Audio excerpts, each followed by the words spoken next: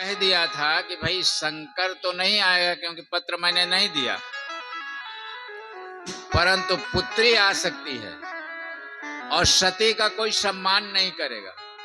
जो सती का सम्मान करेगा उसको दंड मिलेगा। तो दक्ष के जो लोग थे वो सती से बोले तक नहीं। सती की जो बहनें वहां पहुंची थी वो सती से मिली, तो बड़ी व्यंग्यात्मक भाषा सती से कहा। सती से कहा बहनों ने कि अरे सती, तेरे पति ने कहीं घर वर बनाया कि वैसे घूमता रहता है? अरे ठीक है, घर छोड़ो, घर ना होगा तो चल जाएगा। कपड़ा वपड़ा पहनना शुरू किया कि नहीं, कि वही दिगंबर घूमता है? यानी भगनी मिली बहुत मुस्काता। सब लोग हंसी उड़ा रही थी सती की, परंतु एक वहां पर जिसने मातृत्व का मर्यादा रखी, गोस्वामी तुलसीदास ने लिखा है, सदर भले ही मिली एक माँ, सदर भले ही मिली एक माता, भगिनी मिली बहुत मुस्काता, भगिनी मिली बहुत मुस्काता, सदर भले ही मिली एक माता, सदर मिली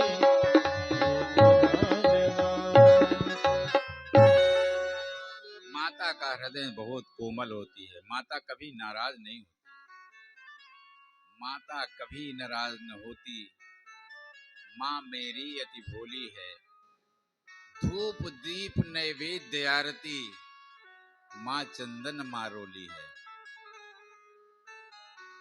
कबीर की बाणी जैसी तुलसीदास की चौपाई, भोजपुरी सी मीठी लगने वाली माँ की बोली है। माता कभी नाराज न होती, माँ मेरी अति भोली है। कोई भी माँ हो कभी भी नाराज नहीं होती। और एक बात सुन ले, यदि पिता का भी बहुत बड़ा जीवन में रोल होता है, पिता है तो रोटी कपड़ा मकान है, पिता नन्हे से परिंदों का आशियाना है, पिता है तो घर में प्रेम है, और पिता है तो माता की चूड़ी है, माता की बिंदी है और माता का सुहाग है। पिता है तो बच्चों के सपने पूरे होते हैं, पिता है पूरी बाजार अपनी होती है। पिता का भी रोल बहुत होता है, परंतु माता का प्यार तो माता का प्यार होता है। इसीलिए माता के प्यार को वात्सल्य प्रेम कहा गया है। वात्सल्य प्रेम एकदम भिन्न होता है सभी प्रेमों से। माता, हमारे यहाँ एक कहावत है, लगभग आप लोग सभी जानते हैं कि माता के परसे और मघा के बरसे। माता अगर परस करके खिला दे तो बेटा तृप्त हो जाता है, और मघा बरस दे तो पृथ्वी तृप्त हो जाती है। इसलिए माता का जो प्रेम है वह वात्सल्य का प्रेम है। आज सादर भले ही मिली एक माता, सती से कुशल समाचार पूछा है। माता से मिलकर के सती यज्ञ स्थल में गई हैं। यज्ञ स्थल में देखा है तो यज्ञ स्थल में क्या देखती हैं कि यज्ञ स्थल में सभी का तो भाग है, पर शिव का भाग नहीं है। जहां शिव का भाग ना हो वहां कल्याण कैसे हो सकता है? सती को सबने अपमानित किया, पर सबका अपमान वो सह गई। बहनों ने अपमान किया, नगरवासियों ने अपमान किया, दक्ष के कहने से सबका अपमान सह गई, परंतु आज पति का अपमान यहाँ यज्ञ में हुआ। पिता ने निमंत्रण नहीं दिया, यहाँ तक भी वो ज्यादा चिंता नहीं किया, पर जब देखा कि यहाँ शंकर का भाग ही नहीं है, शिव अपमान न जाय से हृदय न होई प्रबोध। हृदय में बड़ा दुख गया है।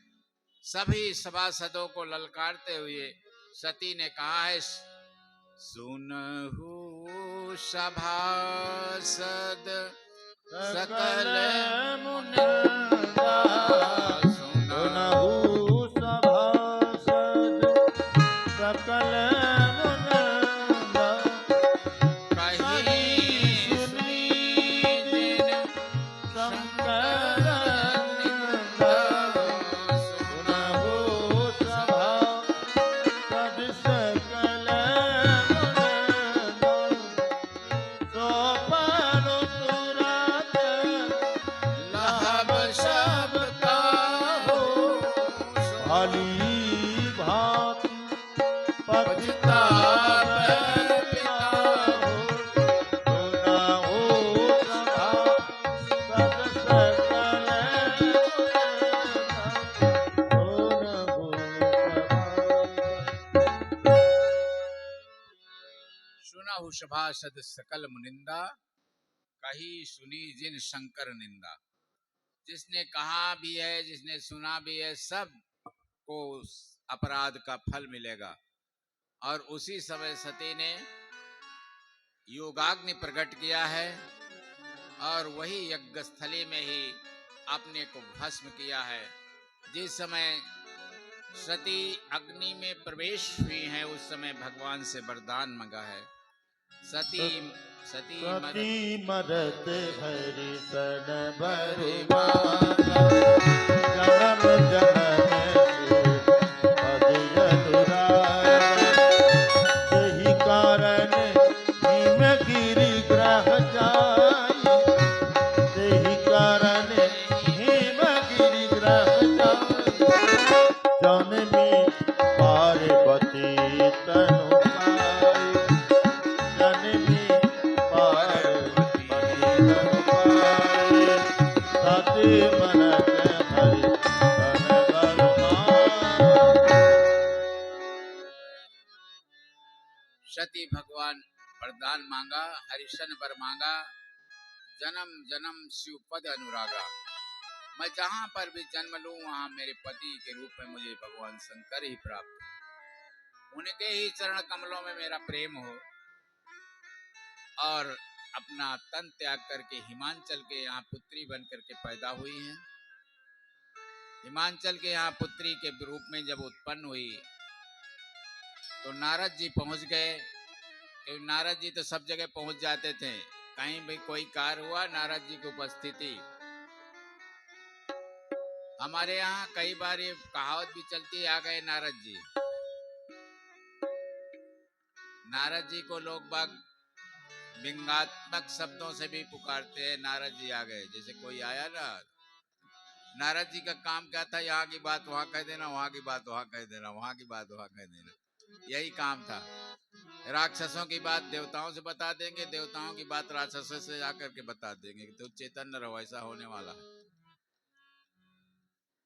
और नारद जी का हमारा जो आध्यात्मिक साहित्य है, हमारा जो सनातन है, वो नारद जी का बड़ा ऋणी है। नारद जी नहीं होते तो हम ये कथाएं नहीं सुन पाते। कोई भी कथा आप सुने, चाहे सत्यनारायण से लेकर के श्रीमद् भागवत तक, गीता तक, कुछ कोई भी सुने, हर जगह आपको यही मिलेगा, नारदौबाज। सब जगह नारदौबाज, यानी नारद ने ऐसा कहा इसलिए मैं ऐसा कह रहा हूं। ये नहीं कहते कि मैं सुना रहा हूं, ये नारद के वचन है, मैं तुमको सुना रहा हूं। ये नारद, हमारा साहित्य जो है, आध्यात्मिक साहित्य, नारद का बहुत ऋणी है। ये रामायण भी जब वाल्मीकि जी ने लिखी तो रामायण जब वाल्मीकि जी लिखी तो वाल्मीकि जी का तो पुराना चरित्र सभी जानते, इतिहास सभी जानते, इसमें बताने की जरूरत नहीं है। संतों की कृपा से वो भजन करने लगे। समाधि के बाद जब आए तो क्या देखते हैं कि जंगल में दो पक्षी विहार कर रहे थे। दो पक्षी कौच कौची विहार कर रहे थे। एक बहेलिये ने आया तो अपने बाण से कौच पक्षी को मार दिया। कौच पक्षी को मार दिया तो कौची जो थी, उसकी पत्नी जो थी, और कौच के ऊपर अपना सर पटक के स्वयं मर गई। यह दृश्य वाल्मीकि जी ने देखा। वाल्मीकि जी जो कि समाधि से बाहर आए थे उस समय, और समाधि से बाहर आए थे, इतना भयंकर ये युद्ध देखा उन्होंने कि अरे ये तो बड़ा अपराध किया, एक कौच को मार दिया, कौची उसमें मर गई। बड़ा दुख हुआ, करुणा उनके हृदय में उत्पन्न हुई, और करुणा में उत्पन्न हुई तो उनको लगा दंड तो मैं दे सकता हूं, पर मैं आज तक कि मेरी तपस्या पूरी समाप्त हो जाएगी, इस पहेलिये को दंड दे सकता हूं। उसी समय नारद जी पहुंच गए। नारद जी से पूछा कि ये कौन से को संप्राप्ते लोके गुणवान कश्च वीरवान, कौन ऐसा गुणी है, कौन ऐसा वीर है कि जो ऐसे किए हुए अपराध का दंड दे सकता हो। तब नारद जी ने भगवान प्रभु श्री राम के एक श्लोक में चरित्र का वर्णन किया है, और उस श्लोक को लेकर के वाल्मीकि जी ने 24,000 श्लोक लिख करके और रामायण की स्थापना कर दी। नारद की प्रेरणा से ही रामायण लिखी गई।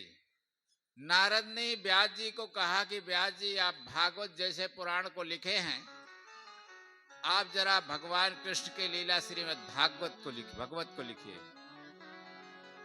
तो महाभारत के बाद व्यास जी ने श्रीमद् भागवत लिखा है। तो नारद जी की प्रेरणा से ही हम कथाएं सुन पा रहे हैं। नारद जी पहुंचे हैं हिमांचल के यहाँ। हिमांचल ने सोचा संत मेरे यहाँ हैं, त्रिकालज्ञ सर्वत्र तुम गति सर्वत्र तुम्हार, आप त्रिकालदर्शी है, आप मेरे पुत्री का भविष्य बताइए। उमा को लेकर के आई हैं मैना। नारद जी ने उमा का हाथ देखा है। जो हाथ देखा है तो बहुत विलक्षण हाथ। क्या देखा है नारद जी ने? गोस्वामी तुलसीदास ने लिखा है, अगुण अमान मातु पितु हीना, अगुण अमान मातु पितु हीना, उदासीन सब संशय क्षीण, उदासीन सब संशय क्षीण, अगुण अपार मातु पितु हीना, अगुण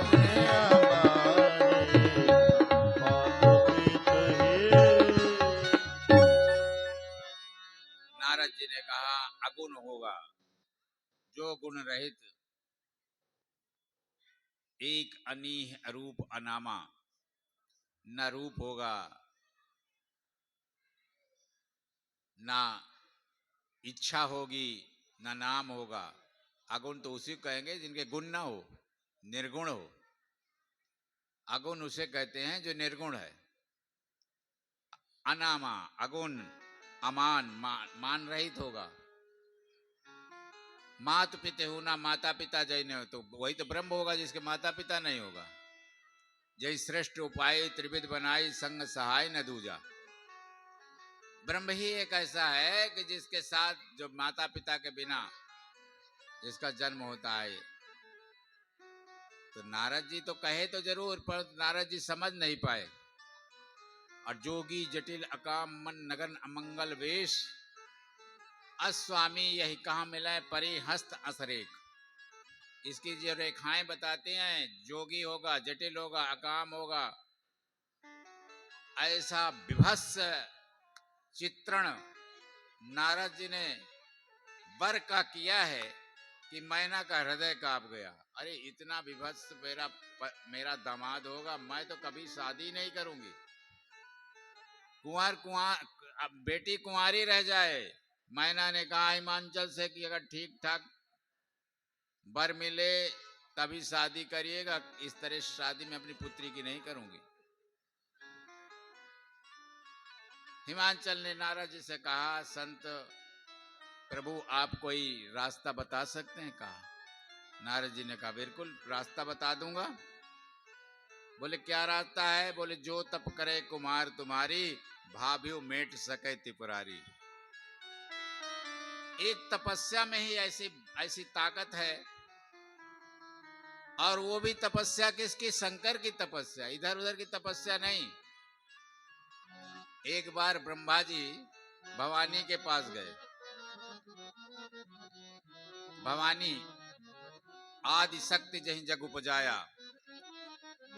आदि शक्ति के पास जिसने संसार का उत्पन्न किया है, ऐसी भवानी जो सृजति जग पालित हरित, रुख पाई कृपा निधान की, जिसके पास सृजन का, पालन का और हरण का तीनों की शक्ति है, उद्भव स्थित संहार कारणी, ऐसी भवानी के पास ब्रह्मा जी गए। ब्रह्मा जी ने कमंडल रख दिया और ब्रह्मा जी ने भवानी से कहा भवानी ये जो मेरा ब्रह्मा का पद है आप ले किसी को दे दीजिए, मैं अब नहीं लूंगा।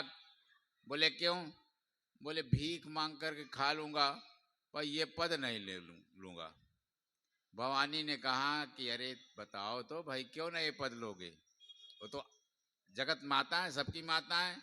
ब्रह्मा ने कहा जानते हैं मैंने जो लेख किसी के मस्तक में लिख दिया उसके कर्म के आधार पर, वो जाकर के अपने मस्तक को भगवान शंकर की डेहरी में जब रख करके प्रणाम करता है तो भगवान शंकर प्रसन्न होकर के उसके मस्तक की रेखा को मिटा देते हैं। यानी मेरे लिखे हुए लेख को भी भगवान शंकर मिटा देते हैं।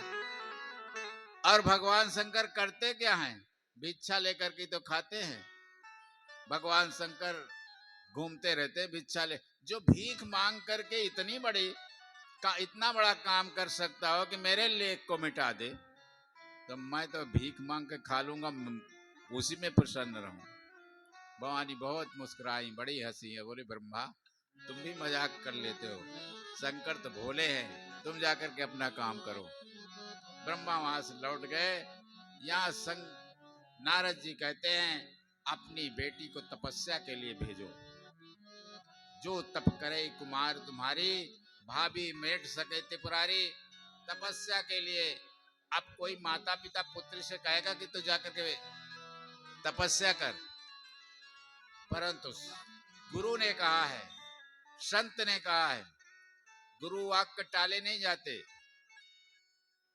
रामायण में कथा आती है ना, विश्वामित्र जी राम जी के पास गए, वो दशरथ के पास गए और दशरथ से कहा अनुज से समेत देहु रघुनाथा,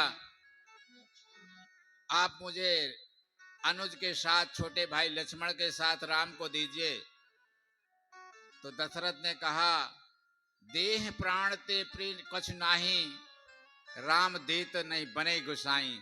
मैं आपको प्राण दे सकता हूं, मांगो भूमि धेनु धन कोशा, आप भूमि मांग ले, धन मांग ले, कोष मांग ले, गौए मांग ले, कुछ भी मांग ले, सर्वस देहूं आज तज रोसा, सब कुछ तुम्हें दे सकता हूं, पर राम देत नहीं बने गुसाई। राम को देते नहीं बनता। उसी समय वशिष्ठ जी ने समझाया ए भूप तजहु मोह अज्ञान, ये अज्ञानता छोड़ो और विश्वामित्र को राम को दे दो। देहु भूप मन हर्षित, तजहु मोह अज्ञान, हर्षित प्रसन्न होकर के दीजिए। और विश्वामित्र ने एक बार, वशिष्ठ जी ने एक बार कहा, महाराज दशरथ ने राम जी का हाथ पकड़ के विश्वामित्र को दे थमा दिया। इतनी गुरु महिमा थी। आज गुरु ने कहा है, नारद ने कहा है, उमा को तपस्या के लिए जाना चाहिए, तभी उनको उनके जो कर्म के लेख हैं, जो इसके लेख हैं, मिटेंगे और भगवान शंकर से विवाह होगा। मैना और हिमवान दोनों गए हैं। जब गए हैं तो कैसे कहें, ये द्वंद्व में फंसे थे। उसी समय जो है उमा ने कहा, आज मैंने एक स्वप्न देखा है। और स्वप्न क्या देखा है कि एक गौर वर्ण का संत मेरे स्वप्न में आया है और कहा है, बेटी उठो, जाओ जंगल में तपस्या करो। मैना और हिमवंत दोनों बड़े प्रसन्न हुए। जिस काम को लिए हम आए थे वो पहले ही जो है कोई संत आकर के इसको बता गए। पार्वती महिमा सुनत रहे प्रबोधहि पाई। पार्वती की महिमा सुन करके बहुत प्रसन्न हुए हैं। और जब पार्वती जी गई हैं तपस्या के लिए तो बहुत बड़ी तपस्या किया है। कहते हैं सम्मत सहस्र मूल फल खाए। सम्मत 100 सम्मत यानी एक सम्मत 4 युग का होता है, ऐसे 100 सम्मत तक पार्वती जी ने केवल फल फूल खा के बिताए हैं।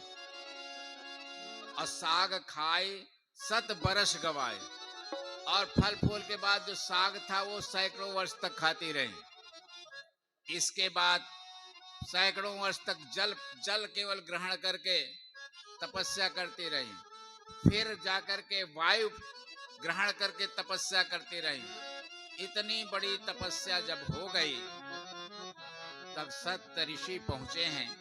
सप्त ऋषियों ने बहुत परीक्षा लिए हैं। उन्होंने सती से पूछा, उमा से पूछा, देवी आप जंगल में तपस्या क्यों कर रही हैं? उमा ने कहा कि ऋषिवर अगर मैं बताऊंगी तो आप समझते हैं मेरे पिता हैं पर्वत।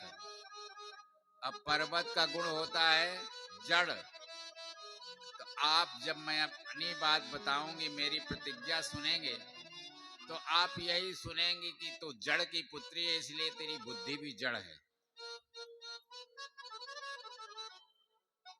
सप्तर्षियों ने कहा फिर भी कोई अभिप्राय होगा, आप वो तो बताएं। जब उमा ने कहा मैं शंकर को अपना पति चाहती हूँ। सप्तर्षियों ने कहा शंकर के साथ विवाह करके तुम्हें क्या लाभ मिलेगा? वो तो उदासीन रहता है, दिगंबर घूमता रहता है, घर है नहीं, कोई रिश्तेदार है नहीं, अकेला है। और अकेले घर में तुम कैसे रह सकती हो? इस तरह की जब बात कही सप्तर्षियों ने ये भी कहा, अरे तुम अपने हट को त्यागो तो हमें तुम्हें बहुत अच्छा वर दे दे, बहुत अच्छा वर बता दे। तुम चाहो तो विष्णु से तुम्हारी शादी करा दे। परंतु जानते हैं क्या उत्तर दिया है पार्वती जी ने? पार्वती ने कहा तजहु न नारद के उपदेशु। मैं नारद के उपदेश नहीं छोड़ सकती। नारद मेरे गुरु हैं। गुरु के वचन प्रतीत न जेहि, सपने सुख सुगति न तेहि। न सुख प्राप्त हो सकता है न सुगति प्राप्त हो सकती है। इसलिए नारद मेरे गुरु हैं, गुरु की आज्ञा है। गुरु ने कहा है तजहु न नारद कर उपदेशु, आप कहें 7 बार महेशु। जिसकी मैं तपस्या कर रही हूँ भगवान शंकर की, अगर भगवान शंकर भी आकर के कहें कि ये तू हट छोड़ दे तो मैं गुरु की बात नहीं छोड़ूंगी, शंकर की बात छोड़ सकती हूँ। इतनी बात जब सुना सप्तर्षियों ने बहुत प्रसन्न हुए, लौट गए वहां से, जय जयकार किया। इधर सती की तपस्या चल रही थी, इधर भगवान शंकर की तपस्या चल रही थी। भगवान शंकर की तपस्या, क्योंकि सती के वियोग में वो भी समाधिस्थ थे। एक तरफ श्रद्धा अलग बैठी है और विश्वास अलग बैठे हैं, दोनों तपस्या में बैठे हैं। तो उसी समय एक राक्षस का उत्पन्न होता है, उसका नाम है तारकासुर। तारकासुर का मतलब जानते हैं आप? तारकासुर हमारे पास भी रहता है। हम आप लोग भी तारकासुर से परेशान रहते हैं। जब हमारे अंदर भगवान के प्रति विश्वास खत्म हो जाएगा, गुरु के प्रति विश्वास खत्म हो जाएगा, भगवान के प्रति श्रद्धा खत्म हो जाएगी, तो हमारे भी अंदर एक तर्क वितर्क शुरू होता है। उसी को तारकासुर कहते हैं। तारकासुर बाहर भी होता है, तारकासुर हमारे अंदर। जब हम गुरु और भगवान के प्रति श्रद्धा विश्वास खत्म कर देते हैं तो हमारे मन में भी तर्क वितर्क होना शुरू हो जाता है। वही हमारे अंतःकरण का तर्क। और जब तर्क वितर्क होता है तो कोई शुभ काम करने का मन नहीं चलता, क्योंकि द्वंद्व में फंस जाता है हमारा मन। यही स्थिति उस समय एक तारकासुर नाम का राक्षस पैदा हो गया। एक घटना है हरियाणा की। हरियाणा के लोग तो नहीं बैठे यहाँ, उत्तर प्रदेश के हैं, हरियाणा के नहीं हैं।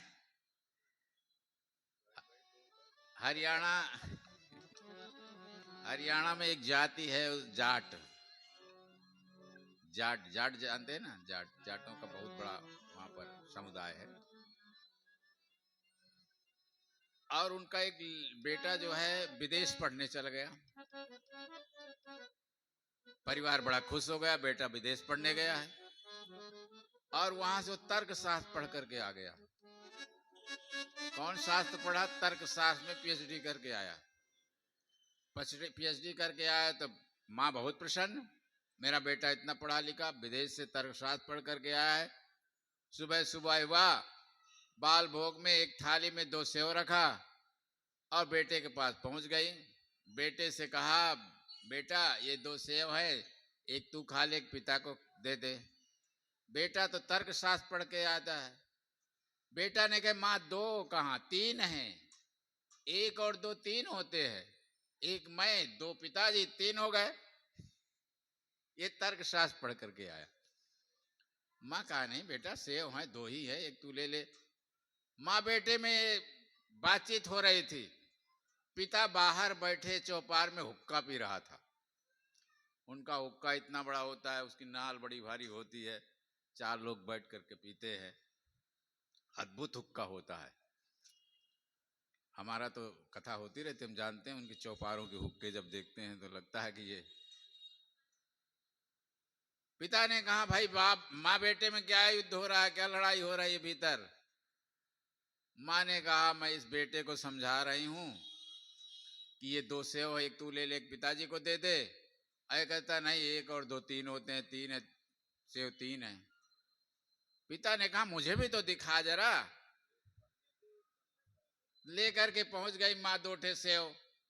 पिता ने एक उठा लिया और एक उठा के अपनी पत्नी को दिया, माँ को दे दिया बेटे की।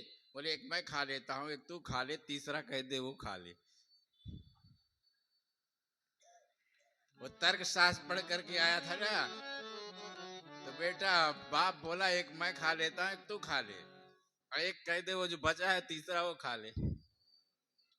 तो इस तरह का तर्क शास्त्र, तर्क वितर्क, जब ऐसा तारकासुर पैदा हो गया। तारकासुर कुछ अच्छा काम करने ही नहीं दे रहा था समाज में। देवता परेशान हो गए, ब्रह्मा के पास गए, ब्रह्मा से विनती किया। ब्रह्मा का मोरो कुछ न बसाई, मैं भी कुछ नहीं कर सकता। सब मिलकर के भगवान से प्रार्थना किया। भगवान कहे, अच्छा तुम ही बोए, तुम ही काटो। ब्रह्मा ने कहा, बोया तो हम ही ने, वरदान तो हम ही दिया कि ये भगवान शंकर के पुत्र से ही मर सकता है, कोई मार नहीं सकता। भगवान ने कहा, ठीक है, शंकर तो समाधिस्थ हैं, क्योंकि जो तारकासुर होता है, राक्षस होता है, बड़ा बुद्धिमान होता है। वो ब्रह्मा की तपस्या किया। ब्रह्मा से कहा कि मुझे वरदान दो। ब्रह्मा ने कहा, मांगो। बोले, तुम मुझे अमरता का वरदान दे दो। ब्रह्मा कहा, अमर नहीं हो सकते, दूसरा वरदान मांगो। तो उसके बुद्धि में आ गया कि सती तो भस्म हो गई, भगवान शंकर तपस्या में समाधिस्थ हैं, साधु हो गए, विवाह करेंगे नहीं, पुत्र होगा नहीं, मुझे कोई मार नहीं पाएगा। तो उसने मांग लिया मैं शंकर के पुत्र से मरूं। इतनी बुद्धि राक्षस रखते हैं। राक्षस कम बुद्धिमान नहीं होते, तपस्या बहुत करते हैं। राक्षस तपस्या करते हैं, तपस्या में भगवान को प्रसन्न कर लेते हैं, पर राक्षस ये जानते हैं कि भगवान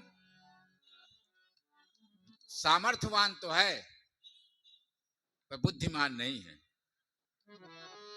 भगवान हमें वरदान तो दे सकता है पर क्या देगा ठिकाना नहीं।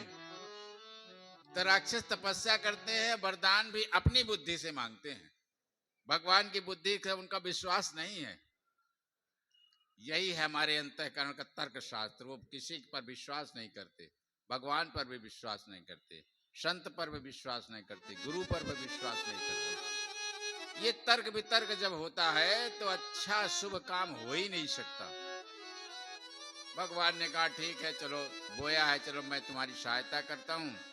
भगवान कहे तो देखा कि भगवान शंकर समाधि में है। गोस्वामी तुलसीदास ने लिखा, नेम प्रेम शंकर कर देखा, नेम प्रेम शंकर कर देखा, अब चल है भगत कई रेखा। नेम प्रेम प्रगट राम कृतज्ञ कपाला, प्रगट राम कृतज्ञ कपाला, रूप शील निधि विशाला। प्रेम प्रेम शंकरी करे